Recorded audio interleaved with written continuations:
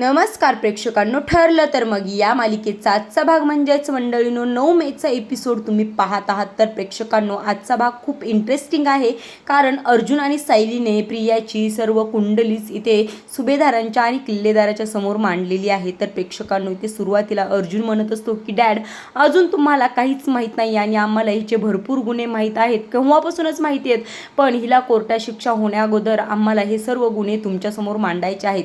त्यावेळेस इथे सायली म्हणत असते की कोर्टात तिला जी काही शिक्षा व्हायची ती होईनच, परंतु हिने प्रत्येकाचे कधी ना कधी तरी अन्याय केला आहे आणि प्रत्येकाने हिचा अन्याय सहन केला आहे, म्हणून तिचा न्याय तुमच्यासमोर व्हायला पाहिजे. आता त्यावेळेस पूर्ण आजी म्हणत असते, परंतु तुम्ही तर तिच्याबद्दल सर्व काही गुन्हे आम्हाला सांगितलेले आहेत, मग अजून काय आहे.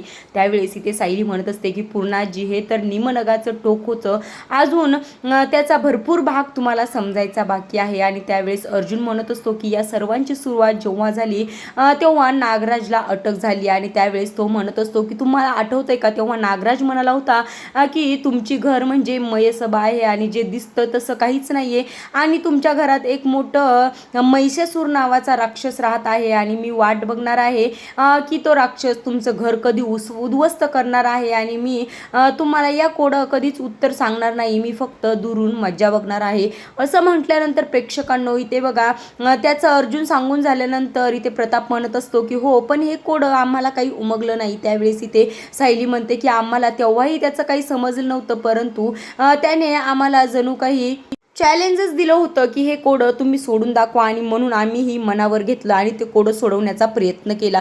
तर त्यावेळेस आम्ही एकदा बाहेर गेलो आणि सर्वांची नावं तिथे लिहून घेतली आणि प्रत्येकाचा विचार करून आम्ही सुचवलं, परंतु प्रियाचं जेव्हा नाव आलं तर तेव्हा त्याने सांगितलेले सर्व काही जे गुन्हे आहेत त्याच्यावर लागू होतात, म्हणजेच प्रियावर हे सर्व लागू होतं. म्हणजे ती सज्जी आहे, ती दिसत नाही, तिचे दाखवायचे दात वेगळे आणि खायचे दात वेगळे आहेत, हे सर्व वर्णन तिला लागू होतं, म्हणून आम्ही तिच्यावर फोकस करायचा ठरवला.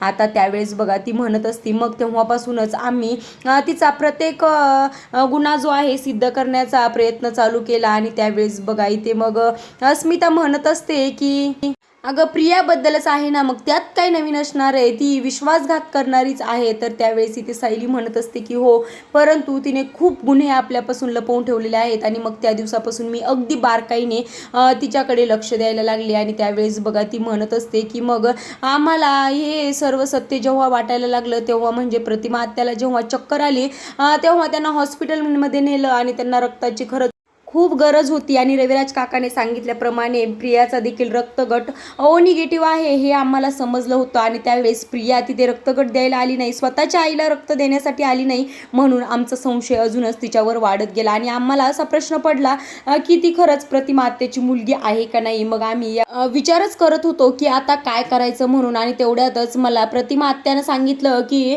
मला तन्वीबद्दल, माझ्या स्वतःच्या मुलीबद्दल मला काहीच प्रेम दयामया वाटत नाही आणि ती माझी मुलगी असेल मला असं मनातून वाटत नाही. म्हणून मग आम्ही तेव्हापासून अजूनच प्रिया ही प्रतिमा आत्याचीच मुलगी आहे का नाही याच्यावर विचार करण्याचा विचार केला. आणि मग त्यावेळेस बघा इथे अर्जुन म्हणत असतो की रविराज काकाने सांगितल्याप्रमाणे ते रक्तगट तिला मॅच होतंय का नाही हे आम्हाला बघायचं होतं. आणि म्हणूनच मग सायली म्हणत असते की आम्ही धुळवडीच्या दिवशी रक्तदान शिबिराचा घाट घातला, जेणेकरून इथे प्रियाला संशय यायला नको आणि तिचं रक्ताचं सॅम्पल जे आहे ते आमच्या ताब्यात येण्यासाठी आम्ही हा घाट घातला. मग बघा तिथे मग तिचं रक्त जे आहे ते सॅम्पल काढून घेतलं आणि आम्ही एवढी खातिरदारी घेतली की ते सॅम्पल आणि रिपोर्ट्स अजिबात प्रियाच्या हाती लागणार नाहीत. आम्ही याचं पूर्णपणे सर्व काही काळजीपूर्वक केलं. आणि त्यावेळेस अर्जुन म्हणत असतो की मग तेव्हा आम्हाला तिचे जे ब्लड रिपोर्ट्स आहेत ते हाती आले. मग त्यावेळेस प्रतिमा म्हणत असते की पण का तुम्ही तिचे चेकअप का केलं. मग त्यावेळेस तो म्हणत असतो की आम्हाला संशय आला होता. मग हे ब्लडचे रिपोर्ट जे आहेत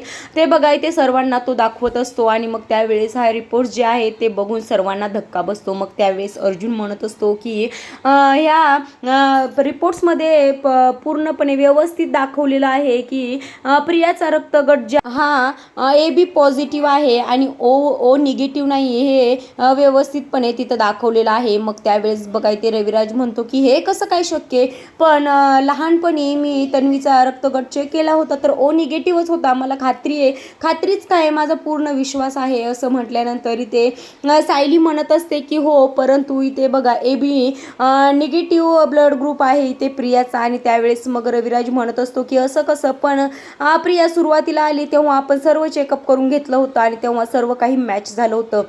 मग आता बघा इथे प्रिया म्हणत असते की बाबा नशीब तुम्हीच बोलात, नाहीतर मी बोलल्यावर अजून तुम्हाला माझा राग आला असता. हे मुद्दाम होऊन खोटे आरोप माझ्यावर करतायत आणि यांनी ठरवलंयच की मला घरातून बाहेर काढायचंय.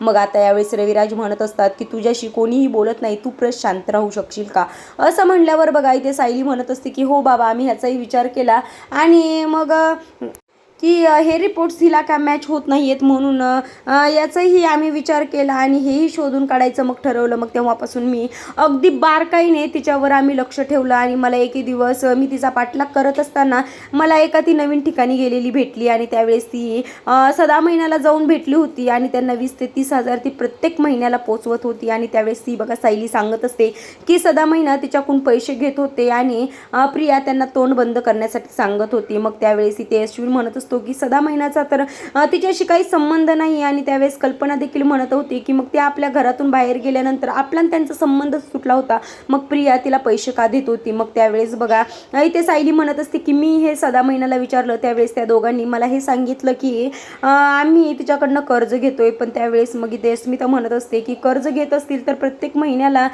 कसं काय ते कर्ज घेतील आणि मला तर या दोघांवरही विश्वास नाही, हिच्यासारखेच ते दोघेही खोटरडे आहेत. आता प्रेक्षकांनो त्यावेळेस बघा इथे अर्जुन म्हणत असतो की सिनियर तुला आठवतंय का मी मग त्यासाठीच प्रियाचे बँक डिटेल्स मागितले होते आणि त्यावेळेस बघा इथे रविराज म्हणत असतो की हो आणि मी तुम्हाला बँक डिटेल्स देखील दिले होते आणि त्या मॅनेजरशी सुद्धा बोललो होतो. मग त्यावेळेस बघा अर्जुन म्हणत असतो की आम्ही मॅनेजरकडे गेल्यानंतर आम्हाला तिची सर्व काही बँकची हिस्ट्री आम्ही काढून आणलेली आहे, ट्रान्झॅक्शन वगैरे काढून आणलेले आहेत आणि तो बघा इथे तो मग ह्यांना दाखवत असतो. त्यावेळेस बघा इथे प्रिया म्हणत असते की मी तर तुम्हाला हे आधीच सांगितलंय ना अश्विन, मी तुला म्हटलं का नाही मी प्रत्येक महिन्याला थोडीशी रक्कम ही गोरगरिबांना देत असते. मग त्यावेळेस इथे अर्जुन म्हणत असतो की हो पण एकाच तारखेला आणि तीच रक्कम त्याच दिवशी इकडे सदा महिन्याच्या हातात येणं हे काही योगायोग असू शकत नाही. मग अशा वेळेस बघा इथे प्रतिमा म्हणत असते की म्हणजे ही पैसे त्या सदा महिन्याला देतच का होती आणि त्यावेळेस मग इथे सायली सांगत असते की ती सदा महिना म्हटले होते की तिला ते कर्ज देत आहेत, पण ते कर्ज नक्कीच नव्हतं, कारण ते तिचं तोंड बंद करण्यासाठी ते पैसे देत होते. मग त्यावेळेस अश्विन म्हणत असतो की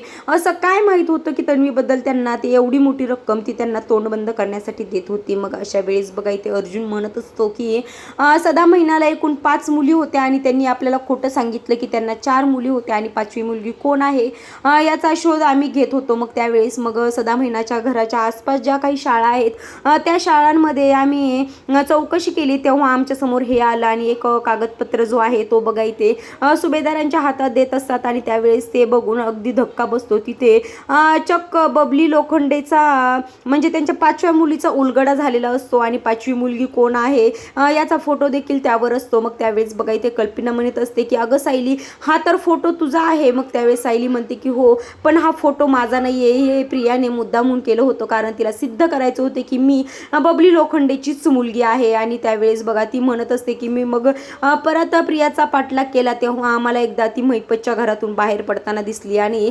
महिपतच्या घरातून जेव्हा ती बाहेर पडत होती तेव्हा तिच्या हातामध्ये ते एक गाठोडं होतं आणि मग मी त्या गाठोड्याचा शोध घेतला तर ते गाठोडं माझंही नव्हतं आणि तिचंही नव्हतं, तर ते गाठोडं बबली लोखंडेचं होतं. आणि त्यावेळेस मग इथे ती म्हणत असते की हा फोटो जो आहे तो बबली लोखंडेचा फोटो आहे. मग त्यावेळेस बघा इथे रविराज म्हणत असतो की म्हणजेच तन्वी ही उर्फ प्रिया हीच बबली लोखंडे आहे. आता मला निष्कर्ष लागतोय की बबली लोखंडे हीच प्रिया उर्फ तन्वी आहे. आणि असं म्हटल्यानंतर इथे अर्जुन म्हणत असतो की हो सिनियर तो विचार करतोयस ते अगदी करेक्ट आहे. आता प्रेक्षकांनो इथे बघा सिनियरला म्हणजेच रविराजला धक्काच बसतो आणि आता प्रेक्षकांनो इथे सायली म्हणत असते की तरी सुद्धा आम्ही प्रिया ही तन्वी आहे का नाही याचा शोध घेण्याचा प्रयत्न केला आणि मग मी त्यावेळेस इथे प्रतिमा त्याला इथे प्रियाला घरी जेवणासाठी बोलवायला सांगितलं आणि त्यावेळेस मग प्रतिमा म्हणत असते की हो मी सायलीच्या सांगण्यावरून तिला घरी जेवायला बोलवलं होतं. आणि त्यावेळेस बघा मग तिला आठवत असतं की घरी बोलवल्यानंतर प्रिया कशी वागली होती. आणि त्यावेळेस बघा इथे सुमन काकू म्हणत असते की वहिनीचा त्रास हा मला दिसत होता आणि त्यांनाही त्यांच्या मुलीबद्दल प्रेम दया का वाटत नाही असं त्यांचे प्रश्न नेहमी त्यांच्या चेहऱ्यावर होते. आणि मग आम्ही या प्रश्नाचा हे करण्यासाठी निवाडा करण्यासाठी म्हणून आम्ही तन्वीला घरी जेवणासाठी बोलवलं आणि त्यावेळेस ते जेवण बघून तिला अजिबात आनंद झाला नाही आणि इथं वहिनी तिचं मालिश करून देत होत्या तरी देखील तिने तिचं जे खरं रूप आहे तेच दाखवलं आणि त्यावेळेस सायली म्हणते की तिथं सुद्धा पूर्णपणे सिद्ध झालं की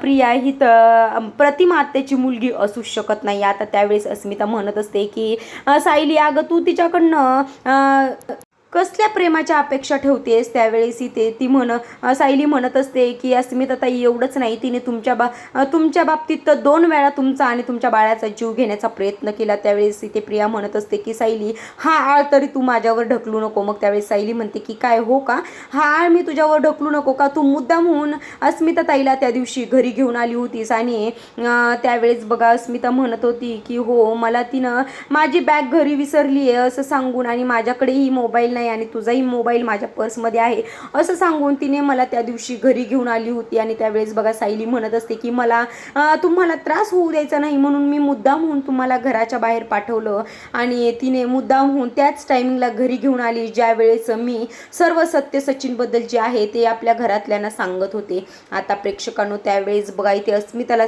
धक्काच बसतो आणि प्रियालाही वाटतं की ह्या सर्वांनी माझी कुंडलीच मांडायचं ठरवलेलं आहे. आता त्यावेळेस इथे बघा अर्जुन म्हणत असतो की तिचा जो काही प्लॅन होता तो पूर्णपणे सक्सेस झाला होता आणि तू त्यामुळे चक्कर येऊनही पडली होतीस आणि तुझ्या जीवालाही आता घोर लागलेला होता. त्यावेळेस इथे बघा अस्मिता ही प्रियाजवळ येते आणि तिच्या कानफाडीत मारते आणि त्यावेळेस ती म्हणत असते की तुझी अवस्था ना घाणीतल्या किड्यांपेक्षाही बेकार आहे, तुला नरकात सुद्धा जागा भेटणार नाही.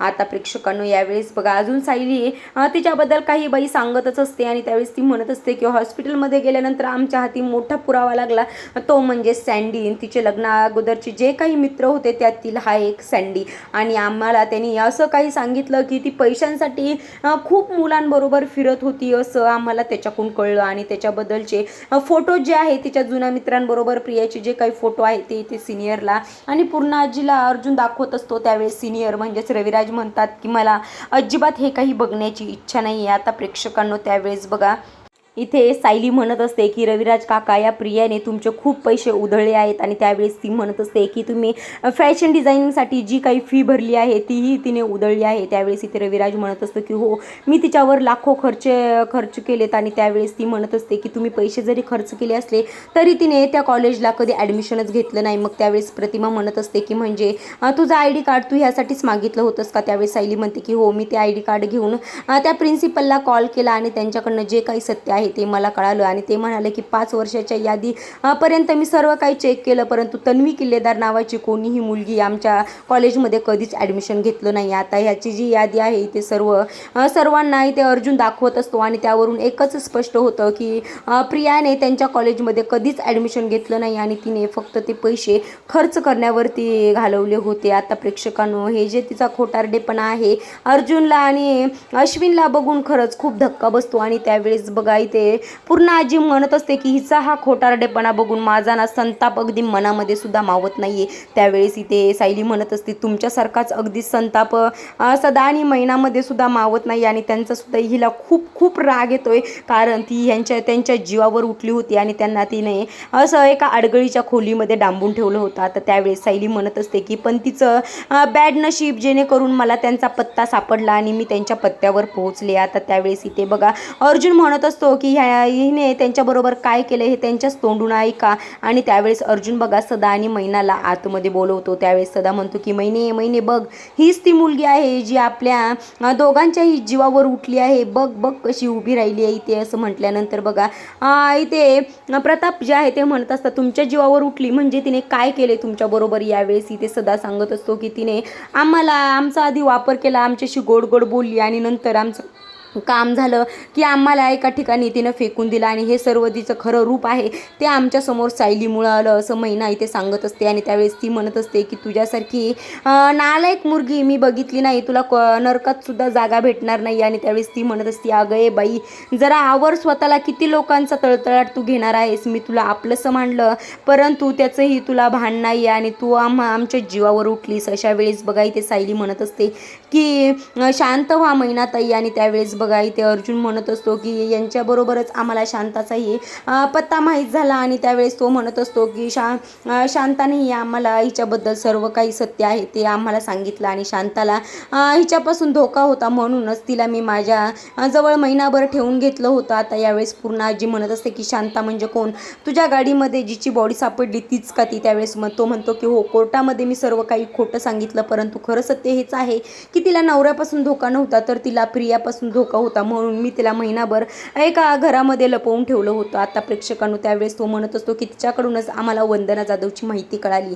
आता त्यावेळेस प्रिया म्हणत असते की कोण वंदना जाधव, मी ओळखत नाही. त्यावेळेस इथे अर्जुन म्हणतो की 21 वर्षापूर्वी जिला तू कायमस्वरूपीची शिक्षा दिलीस तीच वंदना जाधव. आता प्रेक्षकांनो त्यावेळेस बघा इथे तो म्हणत असतो की आम्ही तेव्हा वंदना जाधवपर्यंत पोहोचलो आणि तिला काय केलं हे तुम्हाला ऐकायचं असेल तर थांबा, मी तिला आत्ता बोलवतो. आणि त्यावेळेस अर्जुन बघा वंदना जाधवला आतमध्ये बोलवतो. आता वंदना जाधव कसलाही विचार न करता प्रियाच्या कानाखाली वाजवते आणि त्यावेळेस प्रिया म्हणत असते की याला काय अर्थ आहे, कोणी येते आणि माझ्या कानाखाली मारतंय, रस्त्यावरचं कोणीही येत आहे. त्यावेळेस ती म्हणते हो का, मला तू ओळखत नाहीस का, सोहम जाधवची मी आई, 21 वर्षापूर्वी ज्याला तू आयुष्यभरासाठी पांगळं करून ठेवलंस त्याचीच मी आई.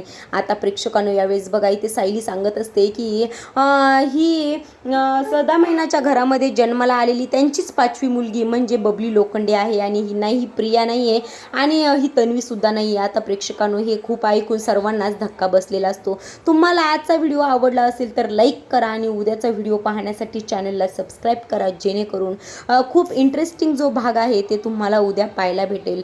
तर भेटूयात उद्याच्या व्हिडिओमध्ये, तोपर्यंत धन्यवाद.